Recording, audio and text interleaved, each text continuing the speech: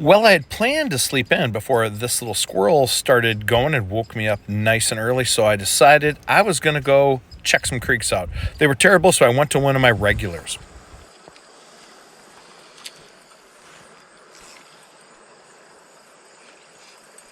All right, so somebody just showed their position to me.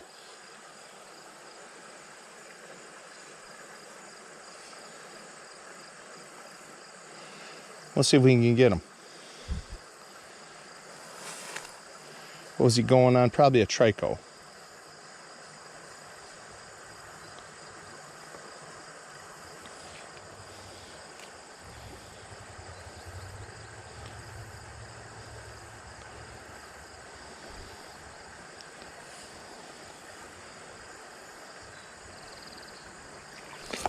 There we go. Got him. This is a nice brown. This is the biggest one I've gotten out of this particular stream. This is a good fish. This is my biggest one of the whole trip. Now that I look at it.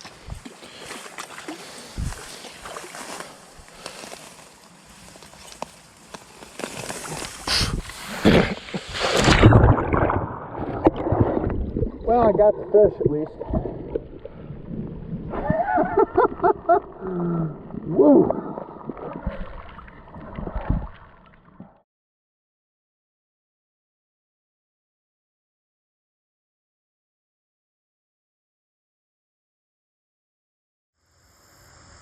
All right, so you just got to see my fall in the river, catch a brown routine. And you're probably wondering, how do you know what hopper to use? I showed you, I got that picture of the box. There's literally hundreds of patterns, hundreds of sizes. So I'm gonna demonstrate. So just stay tuned. First of all, you catch a couple hoppers. This is a little bit smaller than most of them, but and if you compare it to my fly, it's about the same size. Most of them are actually bigger. But how do we know what color to use? That's the trick. You take that hopper and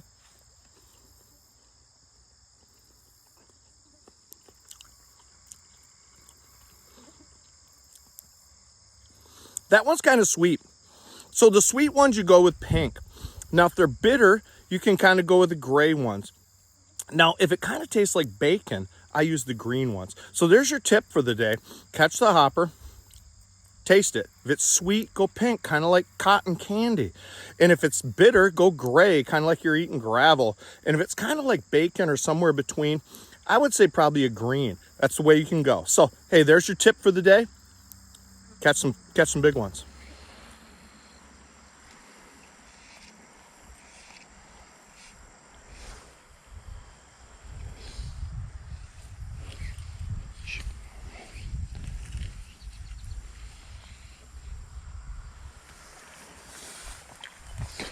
There, got another one.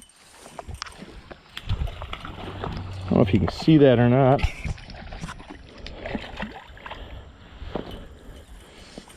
Another nice brown. Now I'm going to try not to fall on my ass. I think I can sling him. Let me get my net ready just to whoosh. Bingo. The bingo catch. Here we are.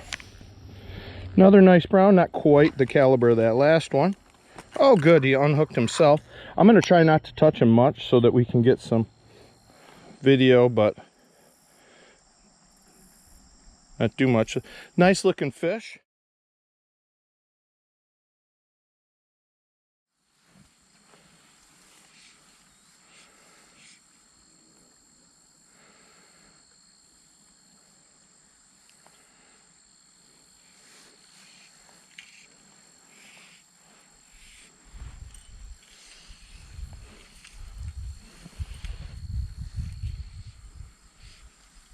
Ooh, one.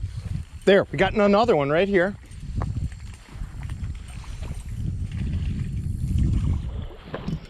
This is number 3 in this little, this is another nice one. I'm not falling on my ass though. So we're gonna try to, let's get you a little look here. There he is. There we go. There's another. don't know if you can see that better or not like that, but there's number 3 on this little walk-in, and I've really went 50 yards.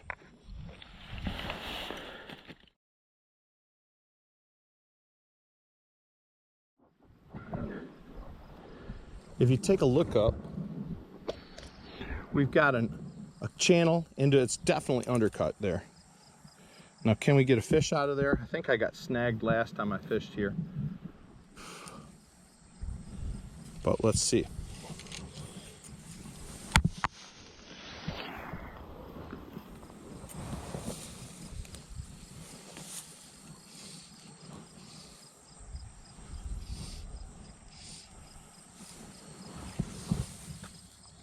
Yeah, I got one. I don't even know where it hit or how, but I have one on.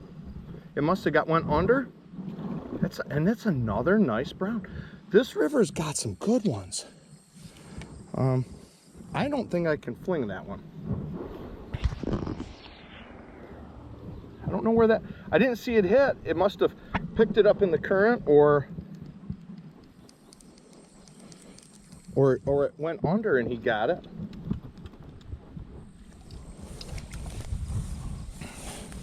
Let's see if I can do this without falling on my butt, especially since there's thistles all over here. There we go.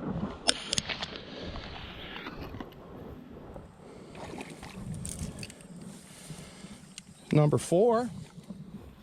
Oh, that one may be as big as that first one I got today. So this may be number 1 or number 2 on the trip.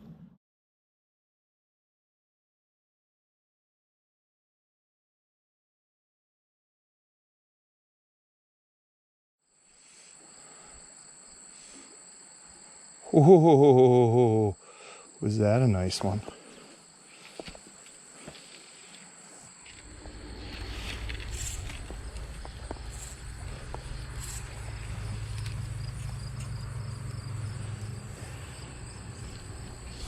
There we go. Another nice one. I might be able to get down in the water to get this one.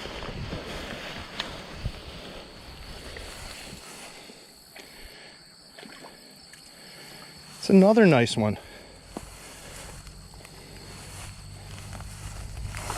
If I can do this without falling on my butt, it'll be a good move here.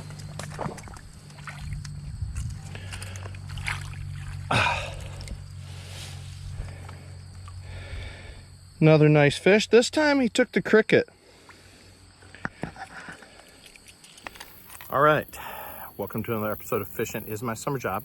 I'm on the Mississippi River fishing for catfish. I've had one bite already, which it's not quite dark yet. I fished a spillway that was recommended by a bait shop that I don't think they catfish. And I found a wing dam that I'm fishing behind. I'll show some video of what it looks like. But there's a little current break, and I think it's digging there. And like I say, I got a hit already. I've seen some fish jumping. We'll see what happens. And right there's the marker. The wing dam, I believe, comes like into here, and then the current rolls making a deep spot over here. So, hey, we'll see how that all works. I think that's how wing dams work. Yeah, well, hopefully we get some fish for you. Well, catfishing was a bust, but here's a water snake. At first, I didn't know what it was, man. I took a step and almost stepped on this thing, and it scooted back in the water and then swam around. I didn't end up catching anything. They stole my bait a couple different times out there. It was a beautiful night. It was like so hot. The only thing biting were the mosquitoes.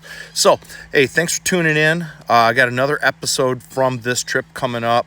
I'm going to have some great trout action on that.